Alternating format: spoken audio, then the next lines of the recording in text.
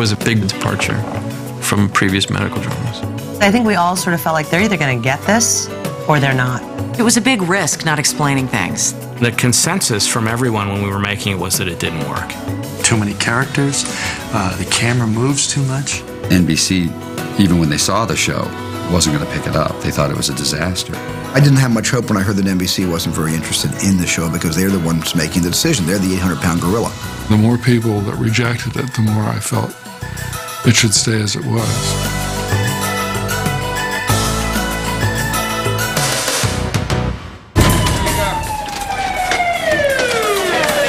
Take him to trauma room 2.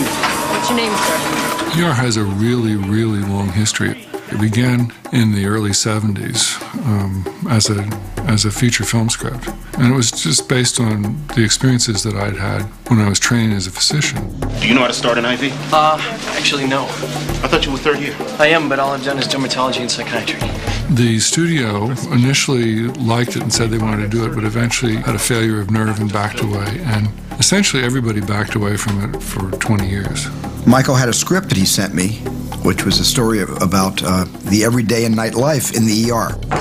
Dr. Green. What is it? 6:30, Dr. Green. And I bought the script from Michael with the intention to direct the movie. So Michael and I began, which is usually the process, a long series of encounters where we meet and I have ideas and he's got more ideas beyond even his first draft, and we were, getting ready to move to the second draft of the script, working together.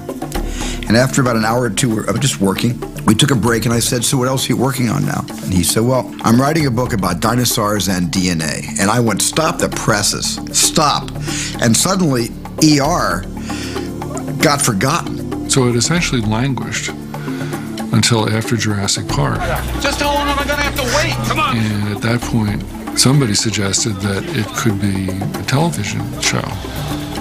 The head of my TV department was the one that actually ran with it. He thought that it would make an interesting series as well. And said, "And I have just the right guy to produce this series, to be the showrunner, a young man named John Wells." In the parking lot. I had a phone call in, it would probably been about the summer of 1993 from my agents at CAA who wanted me to take a look at a screenplay that Amblin had that they thought might work for a television series. CAA was putting together a package including John Wells, and we thought the idea of this package of Spielberg, Crichton, and Wells couldn't be beat, so we were very excited about doing the project. Beautiful, Doc. Thank you. You married? No, I'm a doctor. We knew that CBS already had a medical show called Chicago Hope, which was in development with David Kelly. So we felt that NBC was the more appropriate place for it. We pitched the show to Warren Littlefield over there. The script had moments of brilliance, but at 160 pages, it was also kind of all over the place. I think the initial view of every single person that ever read the script over the 20 years was that they were apprehensive about all the things that are now seen as its virtues. Call the AR. Now the residents are in surgery. Well, get them out of surgery. Can't you see I'm busy? It's about the doctors, not the patients. It's highly technical. It's very, very fast-paced. It picks up and drops storylines almost at random. Is that a blip? Recharging. Woo! There it is. They were very concerned that people would find it too fast-paced and there wouldn't be enough information for people to follow what was happening. So for a very long time, they gave us clear signals they weren't planning to make it. At a network, I think sometimes you feel comfort if it's familiar. And things that, stray out of the margins, things that are truly original and different, they will scare a network. And what I kept trying to say to myself was, the things that have scared us a lot have really been successful. Where's the key? Think he knows anything?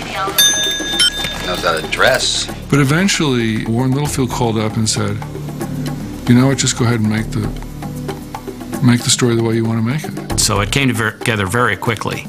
I called Rod Holcomb, who I'd done a number of things with before, and he hadn't taken a pilot yet, and he read it and jumped on. I saw a lot of the characters and emotions that were kind of set with inside kind of a unique and interesting venue that hadn't been done before.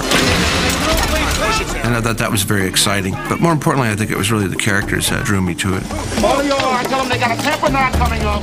Then I want you to go cardiology, tell them they're going to need 10 units now.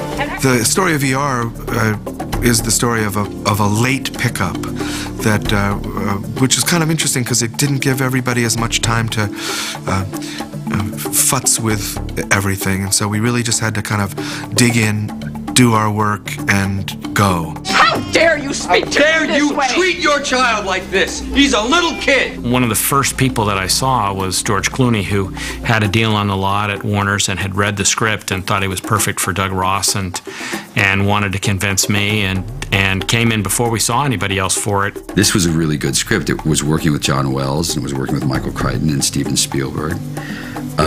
It was a great character. She seemed okay today. She seemed fine. She's making jokes. I went in and read for John and Rod Holcomb, and they offered me the part. So we cast him in about 15 minutes, and we never saw anybody else for the Doug Ross part. I think I was the first one cast in it for the part. The smallest part in the show. When do I come to have my stitches out? Oh, 3 weeks. When my son had stitches in his foot, they said 10 days. Really? Well, 10 days, 3 weeks, anytime in there. Okay. Noah's casting was the one day that Michael Crichton came to pilot casting. And Noah, the audition scene for the pilot was Noah failing to draw blood. The only thing I really had planned is I knew that when I stuck him with the needle, the character was supposed to scream out. And I knew that all I wanted to do was make sure that nobody else heard this guy scream. You don't mind my asking. You've done this before. Officer, I'd hate to tell you how often I've done this before. Okay, you're gonna feel a little needle. Ah! Come on, that wasn't that bad.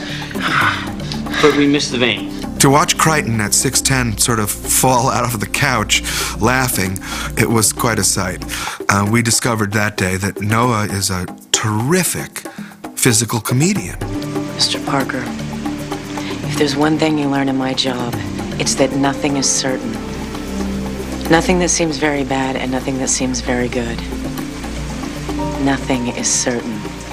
When it came to Sherry Stringfield at the time, she was kind of in the midst of not sure what she was going to do with NYPD. They were sort of riding her, around her, not quite where she wanted to be. And I was leaving that show and I just thought, you know, I'm not cut out for this business. Hi. Listen, I can't talk at work. So I was moving all my stuff back to New York, and of course my agent calls and he's like, you have to go in on this. And I'm like, oh, all right. And I read it and I go, oh, it's really good. Oh no. So I flew back to LA and auditioned and got it. And it was like, okay, hi UPS, can you bring all my stuff back? People come in here and they're sick, and dying, and bleeding, and they need our help. And helping them is more important than how we feel. I remember distinctly that John came over to my office to talk about something else, and Anthony Edwards' picture was on the top of a pile for green. And he said, that's a great idea, John. And I thought to myself, cool, because I haven't had that idea yet. It just coincidentally happens to be on the top of the pile. Why'd she do it? Doesn't matter why she did it. We don't ask that about any other OD that comes through these doors. We don't ask it about this one. Anthony Edwards we'd seen early on and wanted to do it, and then he was unavailable because he was going to direct a film. As with most things, the least amount of trying you do, the more they want you. And we kept coming back and begging them. At which point I said, no, I couldn't. Until my wife and manager said, no, you will. And they were right. Mr. Kennelly, your father had a heart attack, and we were unable to revive him. I'm sorry. I think if there was ever a character or part that I was meant to play, that was it. I can always count on you. Even if you do prefer football players. Had your chance. I was young. I was a fool. You're still a fool. Juliana Margulies came in for a day player part. It wasn't a regular. She died in the pilot. Oh my God, it is Hathaway. I was nowhere in my career when I found out about the pilot for ER. And in fact, I didn't take it at first. Hey, Carol, are Are we out of oral ampicillin? Yeah, we ordered some yesterday. Call down again. Hey, Carol. And my agent at the time said, "Are you crazy? It's Steven Spielberg and Michael Crichton. Go and do it." So I said yes. X-ray is around the corner. They're a bunch of idiots. They scare the patients and make them wait too long. So whenever you can, make sure you go with the patients to X-ray. Eric LaSalle, we didn't get cast until we had started shooting the pilot. He was up in Portland doing another pilot. You sure you're okay about this? Yeah, I'm scared as hell. The guy's already ruptured his belly. He's puffed up like a balloon and he's bleeding to death internally. I gotta do him. I did not meet Eric LaSalle until I was 5 days into shooting. And he came onto the set. His first day was a big, a big operation scene. Okay, boys and girls, let's go. This isn't a picnic. This is the Late Late Show. Prep, please. And he was very inventive. He was the one who actually, coming out of the surgery room, I said, "I don't know what it should be, Eric. What do you think?" He said, "I think I got something." He came out and did that really pump fist. It's just like, that was the character. He just nailed it. There was never a doubt with any of the original regulars. There weren't any hard choices. I honestly don't remember who tested opposite most of them, because there weren't any close calls. Surgical 1, down to the end on the right, last door on the right. Within about 7 weeks of getting the pickup, we actually started shooting the pilot. So it was a very hectic period, sort of pulling it all together. All along here, you have the medical examining rooms. To build the hospital, we didn't have the time to build the set, nor did we have the money to build the set. So we started looking at places in Los Angeles, and surprisingly, there weren't that many places we could actually go to shoot. Most hospitals were busy. They can't free up big chunks of their facility for us to use. But we were lucky to find a very small hospital down in East Los Angeles that had recently closed that had an emergency room, and all of these weird colors and the weird tile on the floor and all that is because that's what that place looked like. The set looked wonderful, and it had this kind of quality, you know, of what would you say, imperfection. It was an unusual place to shoot because it had been a hospital until only a few months before. That one to trauma 3. And we had ambulances and we had lots of police vehicles and things that were parked outside that we were using in the shoot. And routinely people would pull up. It's a gang area, and people would pull up with somebody who was badly wounded, stabbed, shot, or something in the car, and try and get our startled catering truck employees to pull them out, to bring them in and help them. Where? Mr. Jackson, where does it hurt? Where does it hurt, Mr. Jackson? We had one location, so we had 22 days to shoot it. So the nice thing about that is if you missed something one day, you could always pick it up the next. And the cast worked pretty much through the whole, 22 days. I would say on average we were working 17 or 18 hours a day. We'd all sit around watching dailies together, the actors and me, all the actors. We'd sit down and watch and critique each other's work, which is the most unusual thing I've ever seen, but they did it with such kindness to the other people that I think it really did help actors talking to actors about things. We were complimentary, but we were also honest. I remember George at the outset said to us a sort of overall directorial note that he felt would lend itself well to the pace that we were trying to set down, which was not to take any personal moments if you could avoid it. There'd be those sort of trap scenes where it would be a scene where you really could ham bone it up. Nobody's dying in that room kind of thing. And we'd throw those scenes away, and you'd look over and Noah would kind of wink at you at the screening, or, Eric would pat you on the back or something as you walk away. You go, yeah, I did the right thing. I threw it away. It was a really great supportive cast. I know that the relationships we were building on a personal level somehow were transcending and coming across on screen, and there was a certain chemistry among those original 6 people that I've never found in any other job that I've worked. And there was a tremendous amount of desire on everybody's part for it to succeed, because the material, we wanted to live up to this material. We all had those moments in the pilot of looking at each other going, this is like the best thing we've done, Like all the actors definitely felt that way. Call security. Why? They think other gang members may come and try to finish them off. I actually went in and looked at some of the hospitals, and what caught my eye was a gurney wheel. And the wheel turns very fastly, but not only does it turn fast, it also moves back and forth, and it kind of has a kind of an oscillation to it. And I thought that was pretty interesting in itself, and so I was wondering how I could be able to create that. I think the set had a lot to do with dictating or helping to suggest a style that the show could be shot in.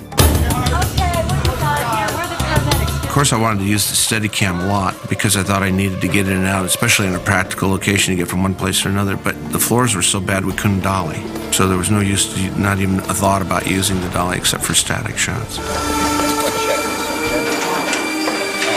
The style came out of an idea that it was going to be almost a documentary, that the camera would be moving. We talked a lot about doing it handheld, or Steadicam hadn't been used as much. It was basically a feature film tool, and there weren't that many people who knew how to use it.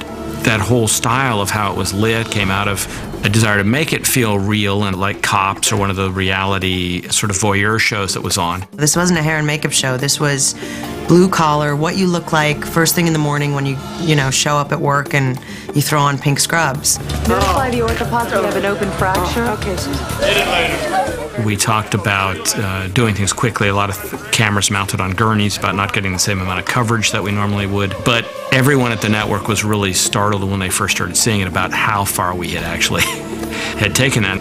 You know, you defend it and say, yeah, I know what I'm doing, but you're always thinking, I hope I know what I'm doing when you say I know what I'm doing. Well, I remember David Nevins running down the hallway and bursting into my office going, you gotta look at some of these shots, man. You gotta look at this stuff. This is like unbelievable. And I went, okay, let's look. I said, wow, ooh, that's pretty graphic. Ooh, that's a lot of blood. Wow, I haven't seen, yikes. Yeah, and again, we were a little uneasy. I hadn't seen anything. This didn't look like Quincy. Put your hand between her legs and hold the head in. Keep breathing, man. Blow through the pain. Blow through the pain. It was so fast-paced. I remember hearing John Wells say this, in an era of remote control where people just like to flip channels, ER was the one show you never had to, because you're in one story and 5 seconds later you're out of it and you're in another story. It was a big risk not explaining things. That was a real big risk, and I think that was the biggest thing that was being debated, and to just blow through stuff. My memory of that time was calling John and Rod and saying, you know, faster, faster, faster. You know, I was just a sort of maniac for pick up the pace, pick up the pace. Building collapsed in the loop. They're sending us a dozen hot ones. Yeah, well, who's on? Just us. Okay, forget all that. Call Susan Lewis, call the 7th and 8th floor. Tell them we need anybody they can spare. Why don't you do that now? Okay. I remember Michael Crichton coming in and seeing the first cut for the first time, and he just kind of moaned all the way through it. And I thought, well, my career's over for sure. I'm never going to work in this town again. Don't worry, everything will be fine. Sorry. But to his credit, he really was the one that said, I think you just need to cut off these scenes faster. And that was a very valuable lesson as to how to edit it. My first reaction when I saw the pilot was that I had blown it. I should have directed it as a feature film. Holcomb did such an amazing job. He made a movie out of it, basically. It was like a feature. And I said, oh my God, there's what first attracted me to ER. We delivered it to NBC, and our expectations were they would watch it and they would react exactly as we had. You know, we felt we had lightning in a bottle. Some people were scared to death. Other people were turned off.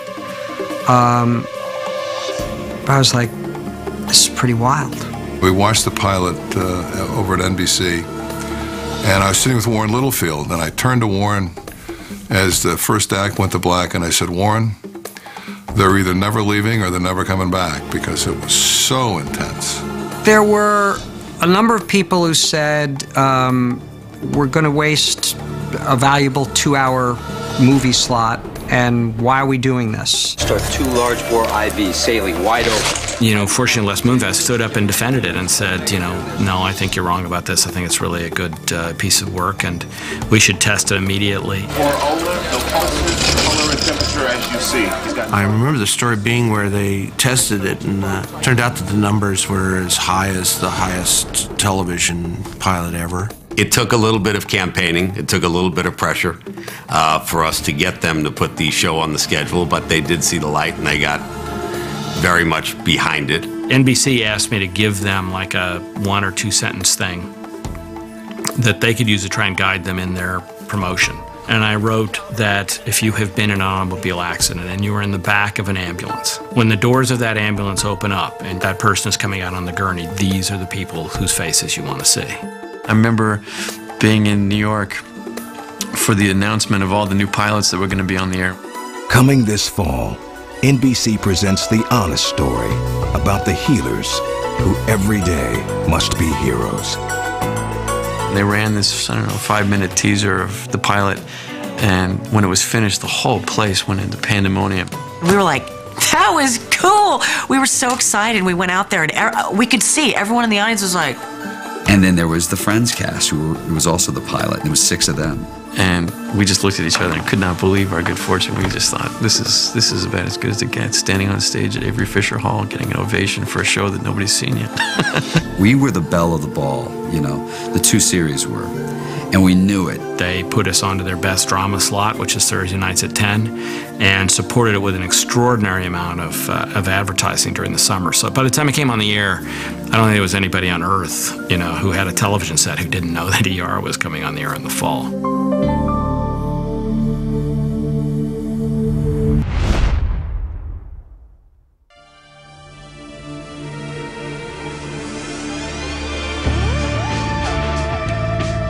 Heute Abend zeigen wir die Free-TV-Premiere 5 Minarette in New York. Nach einer Razzia in Istanbul werden die 2 türkischen Agenten Agar und Firat nach New York geschickt. Dort sollen sie den berüchtigten Terroristen Deschal stellen. Bei der Jagd nach dem Terroristen kommen Agar und Firat bald schon erste Zweifel an der Schuld des ruhigen und friedlichen Mannes auf. Schließlich kann der Terrorist festgenommen werden und wird langen Verhören unterzogen, in denen er allerdings seine Unschuld beteuert.